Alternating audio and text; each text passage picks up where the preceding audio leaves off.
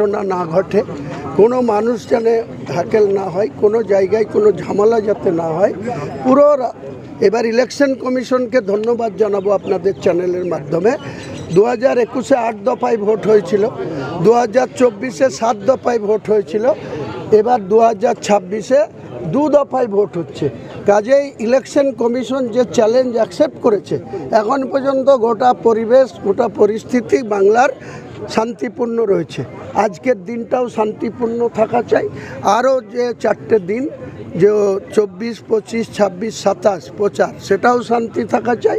29 এপ্রিলও শান্তিতে মানুষ অংশগ্রহণ করবে, তাদের পছন্দর প্রার্থীকে ভোট দেবে, তাদের যাতে কোনো নিরাপত্তায় সমস্যা না হয় এটা সেন্ট্রাল ফোর্স দেখুক।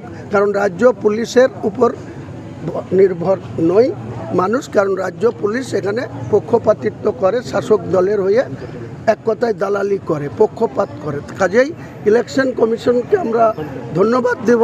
এবারের ইলেকশনে এই মুর্শিদাবাদকে কন্ট্রোল রুম কলকাতায় আলাদা করে খোলা হয়েছে 22টা সিটের জন্য।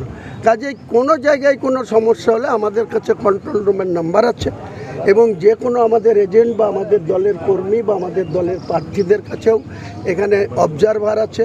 নিজের নিজের বিধানসভায় police observer, general observer, financial observer, তাদের সঙ্গে যোগাযোগ। সর্বোপরি জেলার এসপি, বিভিন্ন থানার ওসিরা, তারা যাতে শান্তিতে মানুষকে ভোটে অংশগ্রহণ করতে দেয়। কালকে আপনার ভাইকে অ্যারেস্ট করেছে? হ্যাঁ, এটা নোংরামি। আর কি করবে, একটা ভোট দিতে দিল না, তাকে আটকালো। কবে নাকি কোন মহিলা সে এখানে এসে থাকতো, ইয়ং ছেলে, তাকে অনেকবার নিষেধ করেছিলাম যেদের এইরকম পরিবেশে তাদের সঙ্গে কথা না বলা, না মিশা, কিন্তু কবে করে রেখেছে 164। আমি কালকে যখন এখান থেকে অ্যারেস্ট করে আমি সঙ্গে সঙ্গে এসপিকে ফোন করি। এসপি আমাকে বলে যে রিকোয়েস্ট করবেন না, কারণ এর বিরুদ্ধে একজন মহিলা 164 আলাম, সেটা কবে করেছে? উনি বলছে 15 দিন আগে। আলাম, তখন কেন স্টেপ নেননি? কালকে ভোট, আজকে কেন তাকে অ্যারেস্ট করা হলো? এটা নোংরামি করবেন না। আমি কালকে ভোট, এসবের জবাব আমি শক্তিপুর থানাকে দেব।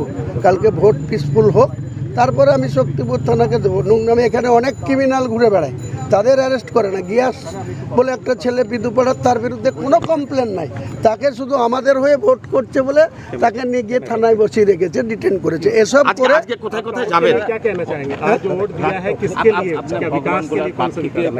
আটক করে রেখেছিল থানার মধ্যে ভগবানগোলার কাছে।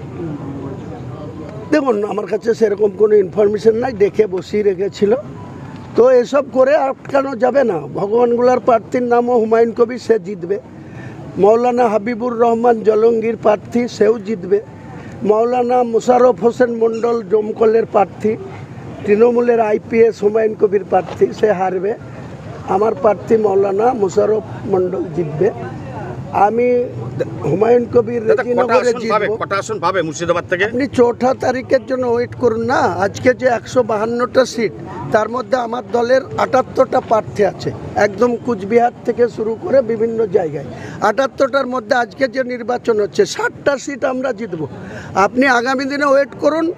80 থেকে 85 সিট নিয়ে বাংলায় যাব, আর বিধানসভায় যাব। বিধানসভায় আমি যাব না, আমি সমস্ত জিতা সিটের প্রার্থীদের নিয়ে ঐতিহাসিক মুর্শিদাবাদ, যেখানে নবাব প্লেস ছিল, বাংলা বিহার উড়িষ্যার শেষ নবাব সিরাজদৌল্লা বসতো, তার অনেক দূরে মতিঝিল পার্কে ওয়েট করব।